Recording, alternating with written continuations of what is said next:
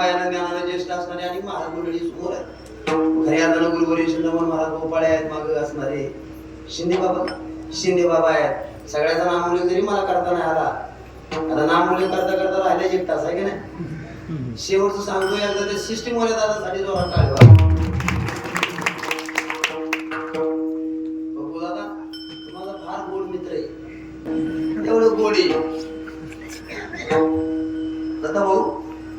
माग आपला मधुकर दादाच्या तिथे एक कार्यक्रम झाला बघा, त्यांच्या आईचं पुण्य सोडून.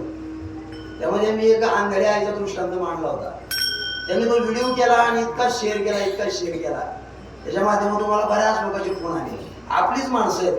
मी गेल्या वर्षी एकदा वाडतला कीर्तन केलं. त्या वाडच्या कीर्तनकार मला वाटतं संकेत वाढून म्हणून एक शूटिंग वाली, फार मोठा चॅनल आहे त्यांचा. आणि त्यांनी माझा एक क्लिप व्हिडिओ केली होती बघा, पैशानं श्रीमंत असणारी माणसं. वाक्य तुम्ही बऱ्याच वेळा ऐकले.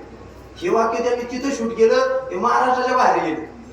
म्हणजे माणूस जेव्हा मोठा होतो, माझा स्वतःचा अंदाज, माझा अनुभव असा आहे, समाजाने दिलेले आशीर्वाद आणि त्या आशीर्वादातच कुणी मोठा होतो. हे आशीर्वाद देणारी माणसं.